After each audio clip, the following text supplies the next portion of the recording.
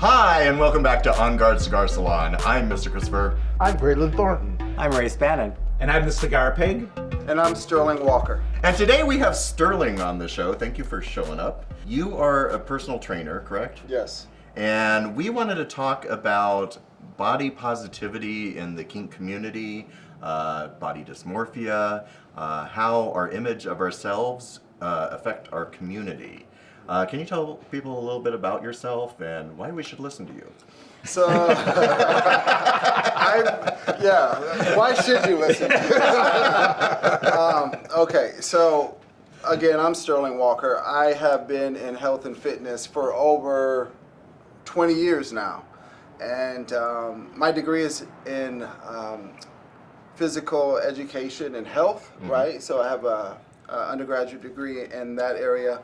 And my master's is actually in clinical psychology. So I'm an associate marriage and family therapist as well, and about, 10 hours away from getting my license. So in addition to being a sports wellness and fitness coach, I also am a marriage and family therapist. And so I focus on couples therapy and sex therapy. And so a lot of the topics that we're actually going to be covering today are a lot of the things that I cover in my practice and in my day-to-day work with my clients. So I think I have a little bit of understanding of, the importance of having these conversations and really breaking down any of these myths and things that really kind of, impact our community. Sure. And I think that this is a topic that affects all of us. Who's happy with how they look? Yeah? Amp is behind camera. I'm here too, but no one ever introduces themselves. I'm comfortable with how I look. Yeah. Are you more comfortable with it as you've aged? Yes. Or did you, when you were in your 20s, were you comfortable with how you looked? Yeah, I was. I was actually not. I hated how I I looked thought in my I was 20s. too skinny. I thought I was too skinny. I was too skinny, No leather yeah. guy would have sex with me because I was a blonde-haired twink. So that really warped my sense of self in my 20s. And I feel like a majority of our audience probably struggles with this topic because I hear about it all the time. What do you think in our queer community, why do you think body image is so important to people? Well, I think a lot of it has to do, firstly, with media nowadays. Yeah. I mean, there is so much media presented to us every day around bodies and beaches and lifestyle, and all of it is geared toward this kind of the beauty and the lifestyle of how you look, your physical appearance. So I think it starts there. And obviously I think throughout the course of our lives we grow up and we're in schools, and that's emphasized in our classrooms and amongst our peers. And so the folks who have a little bit more of that presentation that seems common or that's welcomed is something that we grow up with. So media and kind of just the day-to-day social influence. Yeah, and I have directed porn for 30 years, so I am guilty of putting out this image, and it usually is really buff white guys. But what was interesting in the 90s to me was I worked for Falcon, and Falcon had this white pretty boy white tan line bubble butt. That was their aesthetic that they put out, and that's most of the porn people consume. And then I think there's House and Titan and other studios that started putting hairy guys up, and Bear Magazine was also Brush Creek Media. That Graylin and I worked. We used to work there. They started putting out. Bears became very popular. Bears were the puppy at that time. So I think it has changed and expanded over time. Does anyone else feel that way? I mean, when I was shooting porn back in the days, if I didn't have the Speedo tan line for a certain company, they wouldn't want to shoot for me. And if I did have the Speedo line for other companies, like at kink.com, they'd be like, oh, you're too pretty. Yeah, so you couldn't win no matter what you did. You really couldn't, because there was a body image, regardless of being too pretty or not grungy enough, was always kind of the topic. But they always wanted muscles. They always wanted perfectly coiffed hair and perfectly bleached assholes, and which I never did, but yeah, because yours is pretty white as it is. I also think there's this arc that happened. I'm the oldest one on the panel, and back in the day, the porn stars were swimmer fitness up Right. there. Right. They weren't big muscle buff guys They were for the sinewy. most part. They were fit, but they weren't. And then slowly over time, we morphed into this highly muscled kind of porn star. So, but once upon a time, they weren't all that way. Right. And Sterling, you mentioned how media now is so focused on it, and the stars are all focused. And Kim Kardashian, what everybody knows about her is the size of her ass. And that becomes very desirable because it's out there. But if you remember, for the old guys, we used to be 501 jeans, flannel shirts, and a mustache. Do you remember? And that's I'm what. still that. Well, we are. It was called the Castro The Club. Castro clone. But I lived in New York City and it was the same. And that bound all of us. And then all of a sudden, I think with media, which you brought up, Right. it started making people aware of, oh God, look at these muscle guys look good. I should do that. I think you know? in the mid 2000s, the muscle became very Huge. popular and huge. Literally. Yeah. Gross. It also doesn't help the way that social media is so aggregated and cultivated by people. I mean, it used to be Instagram was like, the place you put your perfectly coiffed food. Now it's where you put your perfectly like cinched waist and your outfit for this thing or that thing. And it is very much like who can serve the best perfect image contest online. And now we've got AI. You used the word presentation, and I'm curious about that. Why do you think that that's how we are? We present ourselves to the public? You mean in terms of Us, our body image. Do we think about our presentation, how we're looking, how we're behaving, all of that? I think so. I think we all, have a certain persona in a way that we want to show ourselves to the world, and that's what media does every day. It kind of depicts this idea, of how we want people to see us, whether it be what we wear, how our bodies look, how we communicate. All of those things are a depiction of like the persona that we want to project out for people to like say this is who we think that person is, and like media creates a very clear overview of that for people. And so to the topic of like muscles and all of that, it's replicated over and over again online to the point of nausea. I mean, it really forces people to believe that that's the way you need to look and be in order to be sometimes socially accepted, desired, what have you. So yeah. As a personal trainer, so you're focused on building muscle Right. and body image. So what do you think that says to, because it's a lot of fucking hard work, right? Of course. It's diet Absolutely. and Absolutely, yes. people who don't have the time, people who aren't exercising as much or feeling at home or just think that's an unachievable goal for themselves. What would you say to them? Well, I really want to say that everybody has their version of beauty and muscle and fitness and well-being. And I think that we need to really, as a coach, I try to get away from this norm that you have to have a certain aesthetic in order to be desired or be sexy. I've had clients come to me that have had a little bit of a stomach or didn't have the kind of waist that they wanted. And my job is to encourage that person and to lift them up and to help them find the power that they do have. Because once a person fully can understand that they do have sexual power or that they are attractive, then the muscles in the body that they want to achieve will come over time. So my job is not to they want it perpetuate right now. But yeah, and I get that, and they come to me for help. Yeah. But I think the way that I can help them is by empowering them to have a new paradigm and to shift their perspective and outlook. Because every day they are bombarded with messages that lead back to this ideal version of what sexiness or beauty or is. And my job is to kind of broaden their view and invite them into the conversation of creating something that works for them. I love that you say that. Over the years, I have worked with many trainers. Right. And that is the one thing I took away from every one of them was they would say, Yeah. What's your goal? And they would say, if it's realistic for you, of course you can achieve it. Let me give you some suggestions of what I think we can work on now and get you on that road. Right. But every single one of them always said, stop with, I'm not the hairdresser. Don't bring me a picture of what you want to be. Let me help you be. How people do that. But they all said what you did. Short Bob.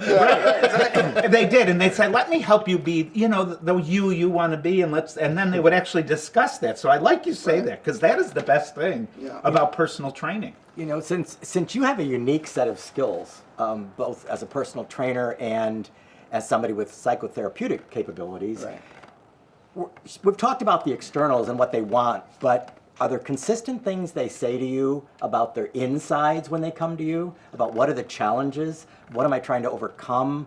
What's holding me back? Anything like that? Yeah, I think some of the common challenges is just the trauma, really. A lot of them is like not having that idealized body, not having confidence, feeling like they're like not a part of something. Right, everyone wants connection. So a lot of this body image stuff that we are talking about today is to help, you know, the individual move toward being able to like form healthy relationships. And so most of the people that come in my office or most of the people that come to me for training, believe it or not, they're like, I want to look good so that I can find a boyfriend. I want to look good because I want to get laid, right? Right. And so, you know, with that being the case, it's like I want to do things to lift them up and to help build their confidence. And the quickest way to go about doing that is like helping them understand the stories that they tell themselves and helping them create new ones. So true. And yeah. That is so true. Can you give an example of the stories that people tell themselves? I mean, I think, you know, one client comes to mind right now. It's just like, you know, I'm not sexy if I don't have abs, right? I've been dealing with one client for like, I don't know, 6 years. And it's about abs. And I'm like, you know, I got to get you away from that because, you know, there are so many different body types and that people are drawn to. And I think the main thing that I try to let them know is that the thing that gets you laid or perceived as sexy or hot is the confidence you have in yourself. So true. If you're walking around and you believe that your body's sexy and there's things about you that make you unique and you know your power, then people will be drawn to you. But if you're walking around and you're looking down on yourself and you can't see the glory that you have, then that's going to be a problem. And you definitely won't get laid if you're walking around with your head down, don't feel good about yourself. So that's one. So that's really interesting that you say that thing about abs, because that has been me all my life. I've been trying, I've never gotten them, and I've always wanted them. But we say negative things about social media, but one thing I've noticed, like on Blue Sky and stuff, there are groups, especially in the himbo and the younger community, they're really into dad bods and a little belly. And that baffles me, because I am like, I don't have a six-pack, why are you interested in me? And they're like, no, I like your belly. And that's the one thing I am most like cringe about, is my belly. And it's the one thing I try to fight. But like the Bears in the 90s, I think there's kind of this revolt about being perfect and having that perfect imagery. And so they've got these little groups on Blue Sky and other channels where they collectively, and this himbo movement, have you noticed this? I've not seen it, but... Oh yeah, so we know many a himbo in the city. And Could you tell people what a himbo is? Yeah. Could you just keep using it? Oh, okay. Himbos are, they fetishize muscle mass. They also kind of fetishize being dumb and like ditzy and blah, blah, blah, blah, blah, blah, blah.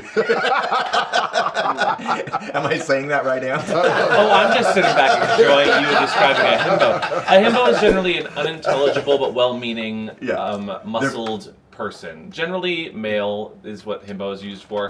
It's like the male version of bimbo, if that makes sense. And what I want to say to that, I mean, that point is like, this is a group of folks that have taken back their power. They have come to accept that, like, hey, this is what we find sexy. They're embracing this. They're creating a new story, and they're probably getting laid and having a really good time. Yeah. Right? They're not like buying into these beliefs or ideas that they need to look a certain way or think a certain way in order to have a fulfilling sexual, pleasurable sex life. They have found a way to make it their own. And I think all of us have this ability to reform or reframe our thinking. Yeah. And show up and find our way forward by thinking about things differently. So I'm glad you brought that up. That's a really good point. Yeah, it's like what you said. They found what they want within them, where they're comfortable and they have confidence, and they do it. You know, I think a really good example of how we have begun to broaden what's attractive in the community again is look at the leather contest scene now. The people who are winning the contests are not always the perfectly buffed people as they were once upon a time, mostly. Right. And you can have different opinions about that, but I do think the upside to it is that we are putting forth different body types as attractive and sexy and worthy of kind of honoring on their own. And that's what I've noticed about this new generation coming up. They don't go into one stereotype of the perfect body.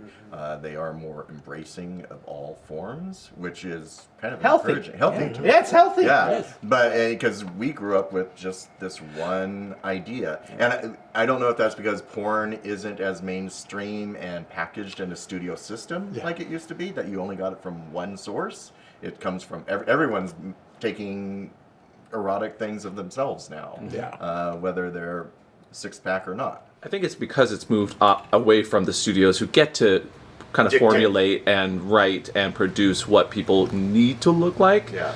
But I think it's also a little bit of like, my generation at least is kind of tired of the people that wear their leather harness on upside down because they want to make leather content, but they're really not part of the community because they're really just pretty guys that are trying to make money. And I think we can see through that sometimes a bit better now. But that's, I mean, I've learned to kind of look at someone and be a little bit skeptical about how their body looks, and more so look at them for their personality, what they bring, confidence, and perspective in that regard. Yeah. Now, that being said, one thing that does concern me, and I brought it up in private with this group, is with this attraction, especially in the himbo community, for muscles and looking like you do, I'm seeing a lot of younger guys in their 20s turning to steroids to get that quick fix of muscle. And I'm really worried about that because, have you seen this as well? I mean, yes, absolutely. Again, I've been training and exercising for over 20 years, and I have seen the development of steroid use in our community and in other communities as well. Oh, yeah. Right? Like it's all over, and I'm concerned because I see a lot of young men who are engaging with supplements and really harming their bodies, right? And some of them even start before the age of like 25. Yeah, and that's the point. Which is like really, because I really have an opinion about. I agree. And I can't say because I've done steroids in the past, but I when it's that young, when your body is still just kind of in development as it is, I know the downside of steroid usage. It'll fuck up your sex drive. You don't want to fuck up your sex drive in your 20s.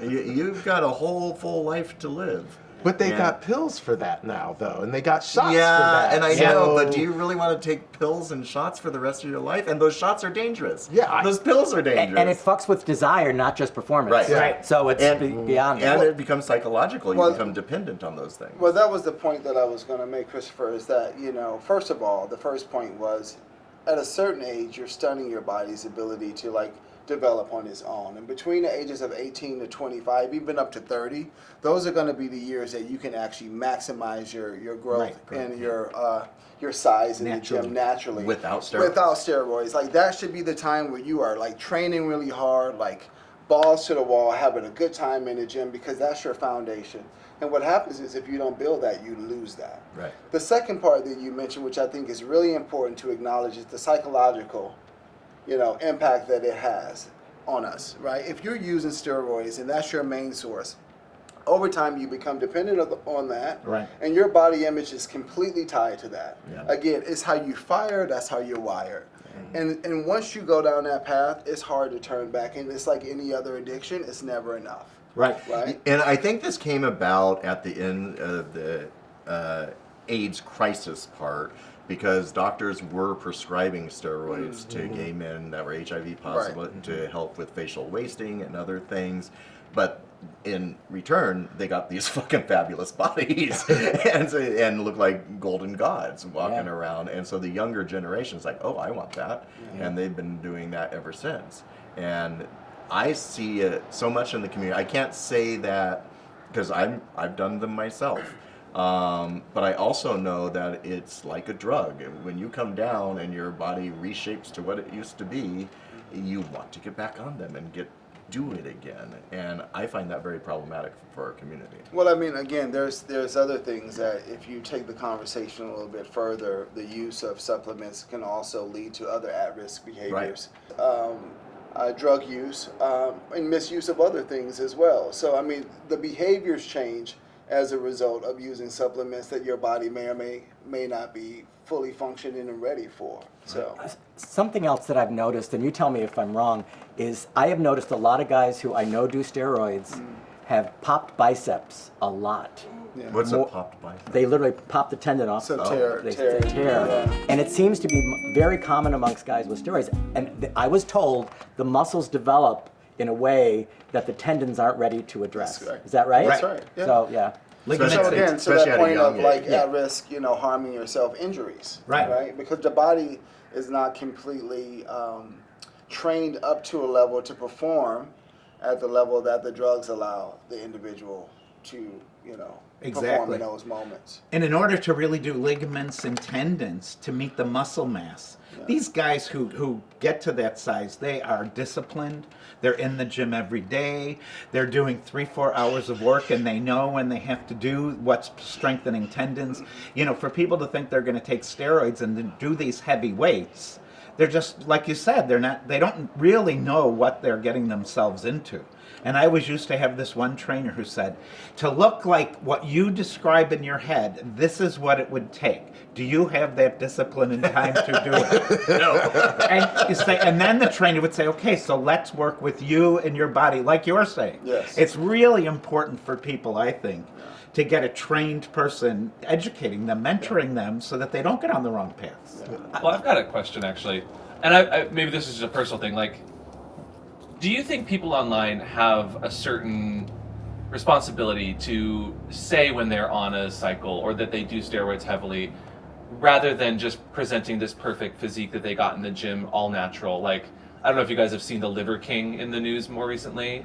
You guys know who I'm talking about? No. Oh, he's this steroided out, jacked guy that just eats liver and healthy meat. Turns out he was doing steroids the whole time and doesn't really eat that healthy, but he built his empire on being in this gigantic, jacked muscle beast form, and he was like, I don't use steroids. And he said, I only eat liver and meat. And I eat See, healthy. that's- And so, like, how do, I mean, obviously not all the Instagram gays are going to be saying, like, hashtag steroids, but is there a certain responsibility that people have or should have around being transparent like that? That's interesting. I think that's a whole ethics issue, I think, because I don't announce that I do steroids when I do steroids, but I also don't sell myself as a personal trainer Right. who's dieting and Yeah. exercising. I think if that's what you're doing and pretending you're not doing steroids is a problem. I think steroids is so common in our community, and I'm not condemning it. I think it's very common. I just hope people go in with their eyes open about it. But yeah, don't say you're not, and then Right, and say it's Look. coming from just eating liver and meat. I mean, that's a healthy big lifestyle, lie. and they got a cocktail in their hand. But I don't know if this is an age thing with me, and then I know Brace and I have had this conversation before, but just me personally, I'm not really attracted to big steroid bodies. That's very common, I'm really attracted to the guy who looks like he just woke up. He looks like that. He went chopped down a tree or something and came back in, and his body's really natural, and I like that look. I like worry about your just the morning guy- routines, Graylin. You So get up and basically- go chop down a tree. Graylin just jacks off to himself in the mirror. But I'm a lot like Graylin, but I like the ex-con look myself. You're like a bad boy. So Amp, I do want to chime in on this question because I think it's important. And as a person in the health and wellness Right. community, I do believe that, like any other space, you need to have some level of representation for these, for these conversations. And we do need to have some level of social responsibility to Right. give people a clear view of all their options, whether if you're engaging with steroids or not engaging with steroids. Now, personally, because that might be, anyone who looks at me from the time I was 21 years old or 23 years old, I would go out in nightclubs and bars in Montreal, and guys would come up to me and they would say, oh my God, you're on the cycle. And I would be like, I'm 23 years old, I have a certain amount of genetics, I am not on steroids. But by the time I was 28 years old, I'm like, you know what, if this is what I look like naturally, let me just try this. Yeah. So at 28 years old, right before I left Detroit, Michigan, I tried them for a couple of months. And my body changed, and I did not like the way it looked. I got sober from drugs and alcohol shortly thereafter, and I was scared as hell to use steroids ever again. And I'll tell you the reasons why. First of all, I didn't like the way my body looked. I was scared that if I used testosterone that I would more than likely start using drugs and alcohol because I couldn't control my dick in the first place when I was like not on them. Right. So I would have a much harder time controlling my dick on testosterone.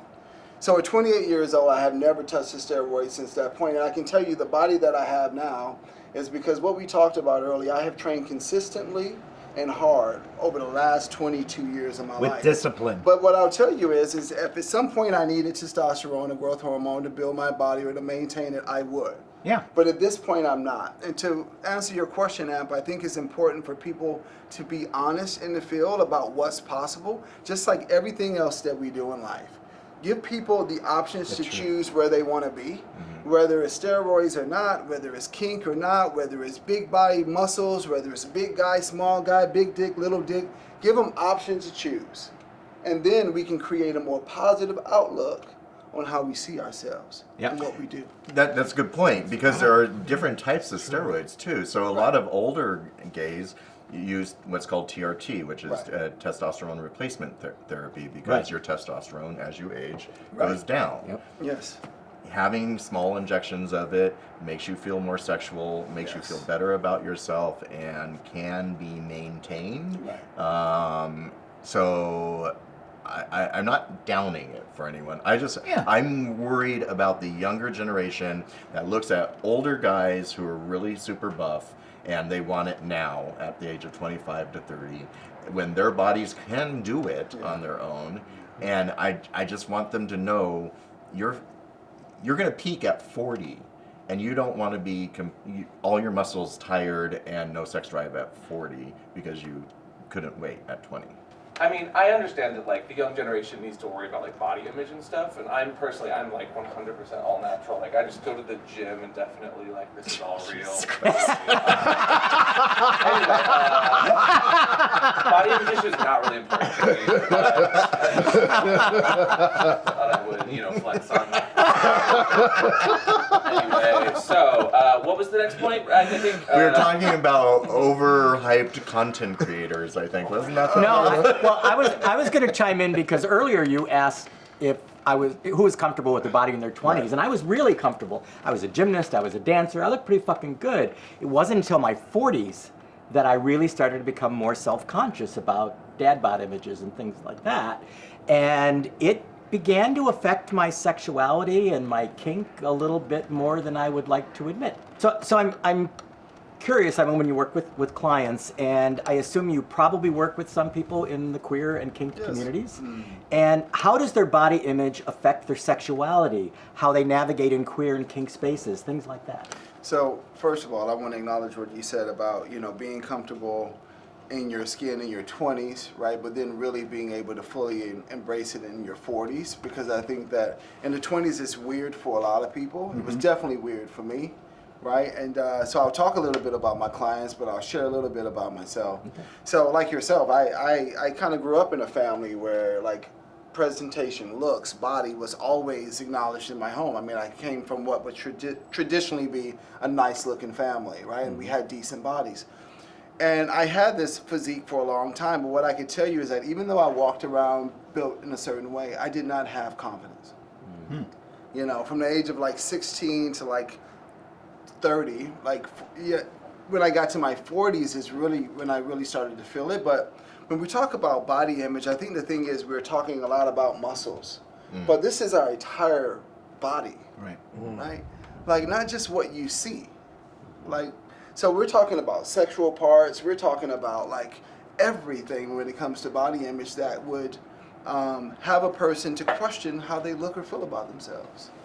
So I think the first thing is like not to just look at like the surface things, the biceps, the chest, the arms, the legs, the butt, and start to think about all of the things, including the genitalia, and start to think about all the things that not only just like when it comes to body, but think about race, think about class, think about all of these things that inform how we think about our bodies. Right. And what they're supposed to do, how they're supposed to perform, right? So all of that definitely informs how we show up in kink and sexual spaces. And I think we want to look at all of that first. So I think it's important that we look at the whole thing when we talk about body image and not just get stuck on the icing. Pretty privilege is a thing. Yeah, Let me say, I've gotten my foot in the door before for showing my butt a little bit, and I'm not gonna I'm not gonna disregard that. You have a Sometimes, nice ass. We get it. well, thank you. But pretty privilege is a thing, and I think that's why most people have moved towards the people that are just more confident nowadays, because we see people for more than just the body. Yeah, and I think confidence is really key here. When you can portray a confidence about yourself, I'm not talking about being arrogant, but a confidence that attracts people. And one thing I noticed when I've directed models all my life for different studios, and every single model, as pretty as they are and as built, they all had insecurities. And most of their insecurities carried from junior high to high school, being teased about their big ears, being teased about their nose. When they were a gawky teenager, whatever they were teased about stays with them for life. That's all they see in the mirror. And breaking, look at Patrick Dempsey. He was a gawky looking actor when he started, and then he became Dr. McDreamy, right? So you change over time, but what you perceive yourself to be just stems from that junior high to high school range when you were just coming of age and very self-aware of your body and how it was changing. How do you break people of that? Well, I think the thing is just to, again, I go back to that point of like normalizing the different body types, normalizing sexiness in so many different forms. You know, as boys, you know, some of us, we're in schools and we changing with kids in the locker room. Think about the first time you were in a shower with guys in high school. Oh, how nerve-wracking that was. Let's get real with body image here. Right. Are we just talking about the muscles? Probably not. Right. And that's where a lot of that first trauma starts. In It's terms true. of like you're looking to your left and you're looking to your right and you're like, oh shit, that's not like mine. Right. That's a little different. And guess what? The girl down the hall is going to talk about it. Or not talk about it. Yeah. Right? And so we have to get really real in terms of where that trauma starts and where those ideas about oneself it starts. And when you're black or when you're Asian or when you are Mexican or when you are wherever you come from, Gay. Yeah. Yes, gay. All of those things are the beginning of how we start to see ourselves. And so what I think is really important to ask, like, what do I do for my clients, is just kind of help them identify what are those areas. Where do you feel less than? Let's talk about it. Let's dive into it a little bit. Let's explore it. What beliefs do you have about sex, body? You know what I mean? Like, we have to really get into it, and then we can build from that, because awareness is what breeds power. That's so true. How much of CBT is a part of that? What's Is CBT? You tell me what CBT. Cognitive behavioral therapy. Yeah. It is. It is. I kind of went the cock and ball torture. How in my world it's cognitive behavioral therapy. Well, if you're on testosterone, your testicles are going to be about this big. So I'm. Go ahead. sorry, No, you go ahead. Well, thank you. You know, you brought up, race in Yeah, of this, and course. not you race, but race, our race. And I know growing up as a black man, early on, because I grew up in a black neighborhood, Yes. and we had a black swimming pool, the whole bit. And, so being in the shower with other black guys, I would be in there and I feel like, well, they teased me because I was uncut. That was a big deal for them. And then, I look at them and I'd be like, my dick is average at best. But then I get into a white world at high school, and I'm looking around, it's like, okay, now they're telling me I have a big dick. So I'd rather be around these people who are telling me I have a big dick because they're liking it. Right. But then in my mind, still, I'm average. And I say that to you all the time as well. Yeah. It's like, I feel like I'm just average. But then I get around, especially white men, then they're like, oh yeah, you're my big black fantasy. And sometimes, I let that happen as well. It's like, if I'm going to be a big black fantasy, then let's Let's do go. that. Yeah. Yeah. But I'm different than race. I always felt pretty good about my body until COVID, and I got this gut because I never had it before. Yeah. But I also had, and I know this is luck. I always went to the gym every day. I hired many trainers because I was working at the time. And I got to tell you, the one thing, and you are so wise with your clients are lucky, because I had trainers who I would walk out of, go into work and they'd go, okay, this is what you look good in a suit. You're standing good. this is what your goals should be when you're working out, because it makes you look good, it makes you stand up tall, like you said, and not, and just feel good about yourself and feel confident. Confidence. And as much as I know all that, this gut still bothers me, and it's only been since COVID. Well, I want to say something that Ray said 10, 12 years ago, maybe. And it affected me. And this is one of those things where your friends say things and you just go, what the fuck? This is a light bulb moment for me. You said that I'm going to be a hot 60-year-old. I remember you saying that. And he said was. that. And I thought, and I'm a little bit younger than you, and I swear I kept that in my head. And when I hit 60, I kept saying, I'm going to be a hot 60-year-old. I don't even know what that means, but it just gave me the confidence. I can also tell you what that means, because last night at the Bluff dinner, the Bluff dinner was, the majority of the age was over 50, right? Yes. So all these old guard leather guys, but it was, somebody said, because I was talking about dad bods and what we were about to talk about today, and the younger generations appeal for older daddies and stuff, and he's like, well, there's a lot fewer of us because our generation, half of us were wiped out from AIDS, so there's a huge influx of queers coming up right now. And they're liking the 60-year-olds and the 50-year-olds and the older generation. And so, yeah, we're all going to be hot dads. Thank God. But we're talking about outside and however hot we are, but we still have we're older, so we have back problems and hip problems, can't see, can't hear. But the presentation is, okay, yeah, I'm feeling really good about myself. I can't see you, but I feel really good about myself. And now 11 o'clock is really old to me, so I mean, how many times do we stuff I'm not going out tonight. Oh, I went to the Eagle after that last night in full bluff, walking around like a robot because I couldn't move. And someone asked me if I could sit. I'm like, I literally can't. But I look good. Can I give you guys a pointer then? Yeah. Lean into it and make it the subs problem. You can't move. You drop something. Hey, Oh, pick that up. trust me, your legs hurt. Have them take off your boots. Make it service orientation. Oh, I figured that one out a long time ago. I would still like to see the research that says the majority want old men. I mean, that may be true, but I would like to see skinny. that. Well, sorry, sir. But again, what I want to say is, again, what's hot? Okay, what's hot? What makes you a hot 60-year-old man? Confidence. Yeah, Okay. What makes you hot? Race. That's what Race makes you hot. Well, I do think that, thank you, by the way, I did not remember saying that. You did.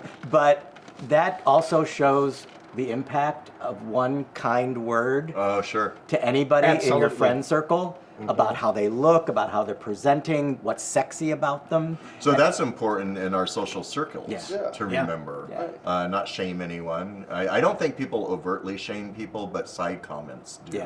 Yeah. A lot. Can I ask if you think that the queer community and the kink community might actually do a better job than the mainstream community because we elevate dads, we elevate bears, we Puppies.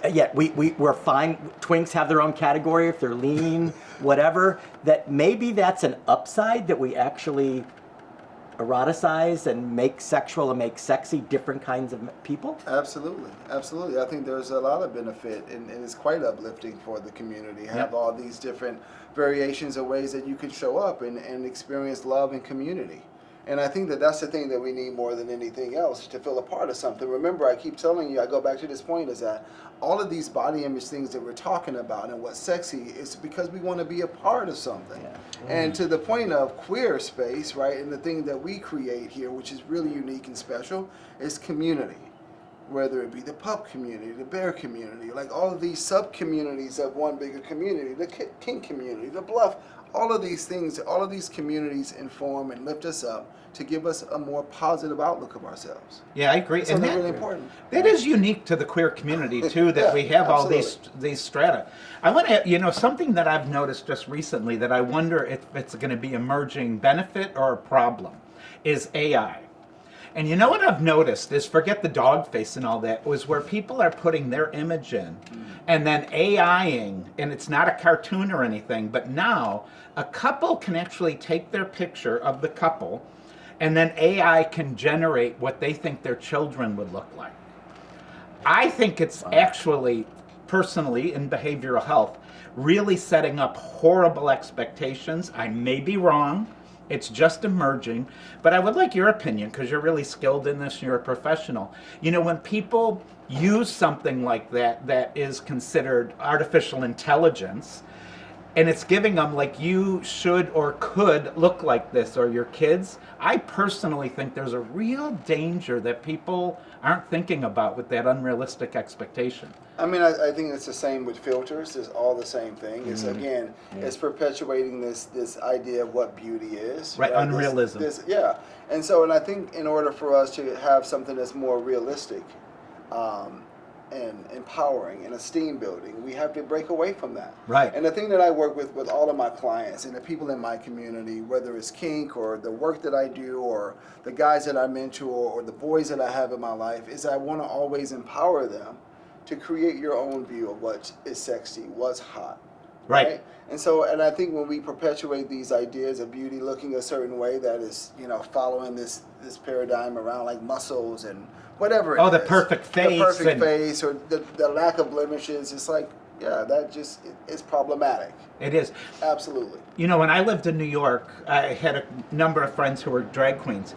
And you know, I thought that community was the best at, let me look at you and let's make you, well, you know, what are you thinking in your head? What makes you comfortable? Let's do that. Let that be your drag persona, which I think is far more empowering than these AI things of, oh, you look so polished and perfect and pretty. You know, and that's another thing from our community that I think was positive. What relates to that, I think, is, and I'm not going to say it perfectly, find your lane. Right. That's right.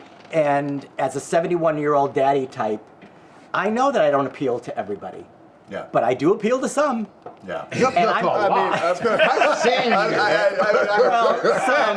but that is key. Trying not. Yeah. You can't be everything for everyone. yeah, and I walk into a circuit party, and I'm 20 years older than anybody, and they all have these perfect bodies. I'm generalizing here, and I'm okay with that. I know that this tiny little smidgen sliver will find me attractive, and that's all. That's See, fine. you're exuding confidence. Well, Again, I think we keep going back to that point, right? Yeah. Yeah. It's the confidence is the most important thing. And then, you know, and in order to have that confidence, I think the community, you know, having support. You know, for me, as I said, you know, to that earlier question, is that I didn't have confidence at the level that I Right. do today in my 20s and 30s. But what has happened over time is that I have a community of folks around me who lift me up, that listen to my story, who support me. This conversation is, you know, supportive of that. Like Right. just being able to be in a room and talk about like how do we arrive at being confident, feeling empowered, being able to share something, being of Right. service, helping other people along. That's what makes you feel sexy. That's what empowers you. So I think, you know, when we think about being a 70-year-old sexy or hot man or 60 or whatever the age, it comes from the wisdom, the experience that we have and how we share with other people. And I think that we have to really dig deep and find It's out true. what our power is and be open to share it with others. We keep talking about confidence. What are some good pointers for people, though, that need a bit of a confidence? How do you help someone build their confidence? What do you do with people? How do you compliment them? Or how do you just help them build that? I think I always go back to the point of like, where can you serve? Yeah. Where can I serve? What gifts, talents, or skill do I have that I can offer someone else? I think when we start with service, we find our way. Yep. Right? If you're the person in class and you're that kid that's considered to be the nerd or the dork, but if you can help that kid figure out his homework, I bet you made a friend. Yeah. I bet all of a sudden you went from not feeling so confident to feeling a little bit more confident. If you're the person who didn't know how to clean a pair of boots, but all of a sudden you came along and you found that dude who knew how to clean a pair of boots and make him shine, I bet you found a new friend. I bet you're a little bit more confident. So I think we have to really look into like where we can serve, because where we can serve is where we can grow, is where we can heal. That's our path.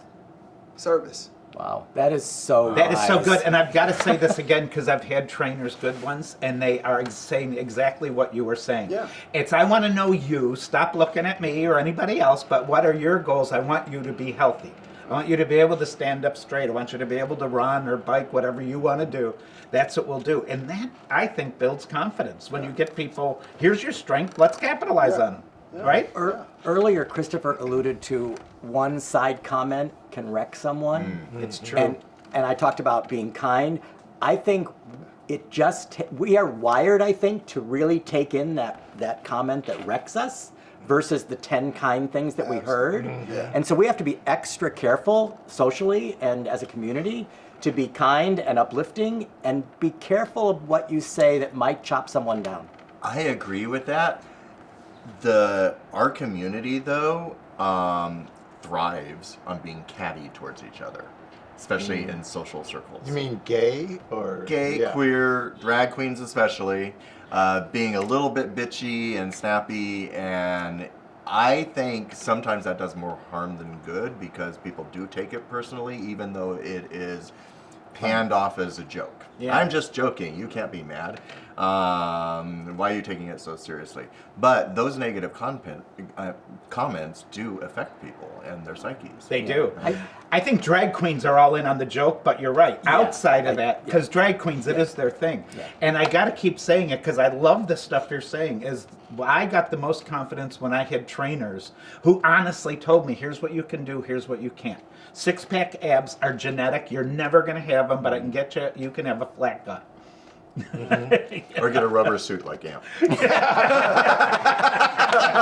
you're gonna read someone, at least be funny. Exactly. That's right. That's They right. thought it was funny. Is it true to have defined 6-pack abs is genetic? Not mean- everybody can. Well, not everyone can do it, or it's not. It's not for everyone. But a lot of it is nutrition, right? And Yeah, discipline. and discipline. Yeah. Yep. You know, It's not that's impossible. I don't know your client base and who you interact with, but we have a fairly mixed gender orientation audience. And do you think men and women see themselves differently in this modern culture?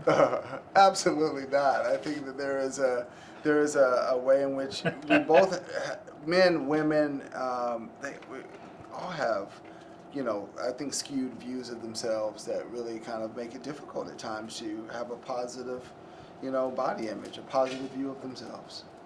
Yeah. And I think the more challenging thing, not specifically for queer men, but just for men in general, is just having space to talk about it on a deep level, like to really dive into it. I mean, again, we're talking about one of my massage tips, the icing. This is what everyone can see, the icing. But it goes deeper than this.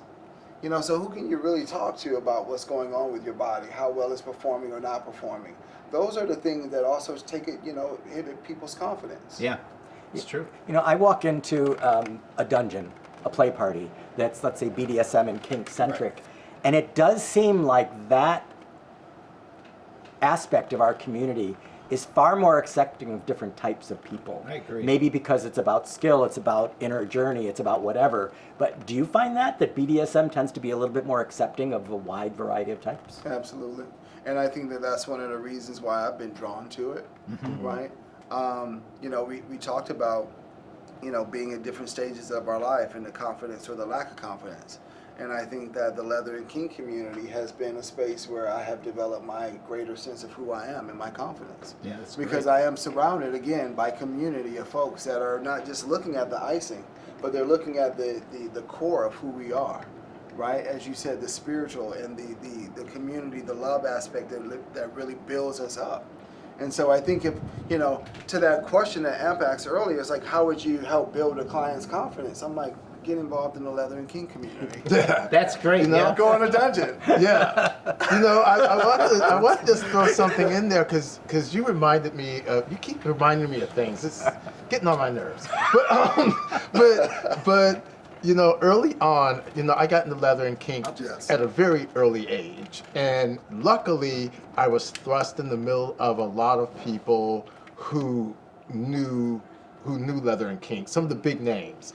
And Tony DeBlas said to me at a very early age, "Don't play with the hot guy," and that stuck with me because what he was saying was, look for the guy who has the skills, the skill set. That's what you want in BDSM. Sure, you could play with this hot guy, but he's not going to know what he's doing. So look for the guy who knows what he's doing. And that guy was usually not the hot guy. He was the guy with all the experience. So early And the on, skill. I learned to play with those people, and what that did was that built my confidence because I was not confident in my looks. I was not confident being a black man, but I was confident in my skill set. And that's what I knew I could offer people. And I played a lot as a young man because I was known for having a skill set. I could play with some of the bigger players. And so that's where my confidence came Yeah, from. built your confidence, and it was true. Yeah. And in the BDSM community, if you think about it, we have a lot more, I think, than in relatively queer community, a lot of age gap relationships. Like you Yeah. have younger subs and older doms, right? And so those are two different body types. And youth is perceived as being the more attractive, traditionally more beautiful, but the subs and the older doms, they blend together nicely. And so I don't think we've had this body dysmorphia as much in the kink community as we do in the general queer population. And I'm glad I'm always glad when you evoke Tony DeBlas because we loved him so much. And he did say that. I also think it applies to not just people with BDSM or skills. I think it applies to people with experience that can really connect. So I would rather play with somebody who I feel, let's say they're going to be the sub, is far more, not necessarily fully experienced, but can really go there. And often it is the more experienced person, but not always. And so I think it applies to bottoms and subs and anybody on the spectrum of BDSM, not just the people with the technical skills. Right, absolutely. And I would even add to that by saying, going back to like, where can you serve? Like, what do you do well? Yeah. Right? Like, I've had people come to me that have been like stunning looking individuals, body, the whole thing, but maybe they don't have certain skills in certain things, but you help them find what they do have. You can have the most amazing hands. You can have the most incredible feet. You can have the most incredible way of connecting with someone, right? But you just have to know what that is, and can you offer that? You can be incredible at absolute surrender. Like, I can let go. I got that. And if you know that when you walk into a room or a dungeon and you know what you can bring and you can like put it out there to serve, I bet you have a good time. You know, this is so wise. I bet you have a good time. I did not think we were going to go here with this discussion. No, but it's this true. concept Wow. of service. But that is so important. I really didn't connect those in that way. And you're absolutely right. Yeah, but people take all of that confidence into their non-community life too. You know, when people build that, it shows in everything they do, and they start feeling better, and it's a cycle, and they're far more comfortable with themselves, and that's what it's all about. Okay, I wanted to ask you another question because I know how important family is to you. So can you talk a little bit about how you've built your family and how you support them and they support you? You're absolutely right. Like, family is everything for me. And just to clarify, for some who may or may not know, we're talking about chosen family, right? I've been very, very blessed over the last, say, 15 years of my life to establish a really core group. You know, you happen to be one of them, Graylin, and it's transformed my life. As I said earlier, throughout this talk today, community is everything. It's what empowers us. It's what lifts us up. Whether we're confident or not, it restores us. It heals us. You know, whether it be men like yourself and some others, like the guys that I've created, the connections over the years have like helped me transform my life. And so, like, no matter where I go, I feel at home. You know, love is truly been the key to like anything that I've struggled with, body image or otherwise. It's like having connection has been everything. So having a strong chosen family as a person who comes from a really broken family, right? And I lost my parents at a very young age. I've been on my own since I was 17 years old. I pretty much, you know, kind of raised myself, you know, and so to find community in my late 20s, early 30s, and kind of invite me into a new way of looking, thinking, and being, it's changed my life, you know. And I think, you know, all that started here in San Francisco. I landed up in Twin Peaks with you and a few others, and for the first time I saw a sexuality that was fluid, that was loving, that was caring, right? And I think when it comes to the topic that we're covering today, when you have the opportunity to experience that, you change the way you see yourself. So I think having a core group of people who love you, as you talked about your family, That's how we heal and grow. And that's the beautiful thing about the leather and kink community. It's a lot of that support that we get here that helps us. Thank you. Well said. That was great. I forgot where I was going. I think you wanted to ask me what you said about like, You have a beautiful family as well. You've created a chosen family as well. Yeah, and they help me feel secure about who I am, help me feel comfortable in my own skin, and I think we support each other that way. I think a lot of queer people do that because they were either ostracized by their own families or don't feel a lot of shame for being queer or gay, and so it's really important for us to lift each other up and not make people feel uncomfortable in their own skin. I think we're good at that. You look so gay today, Daddy. Hey, I love your chest. Thank you for being so supportive. Yeah. I love your plastic chest. So, you know, the family aspect is really important, especially on the topic that we're covering today, and some of the myths that you talked about before us coming onto the show that we really wanted to look at and dismantle. The family is important because, like, everything that I want to do and I want to express in terms of who I am is supported through my family. Mm-hmm. Right? Yeah. Like, if I want to have more than one partner, I can do that in my family. If I want to have kinky sex, if I want to be a top, a bottom, a switch, if I want to do whatever I want to do, express myself, I can do it within my family. And that's really important because when it comes to dealing with our sexuality and how we connect with other people, we need to be uplifted. Right. And if we have support by our family, we feel empowered to do the things that we want. So if your body type is, you know, fit and physique and body and muscles, great. But if it's not, that's okay too. And I think that's the power. And that's how we reclaim our sexuality, is by having people who support us and lift us up. And people who listen to us and affirm us. But the first thing more important to that is that we have to affirm ourselves. And we do that by giving ourselves a voice and talking about it. And knowing that it's going to land somewhere safe, and then we move forward.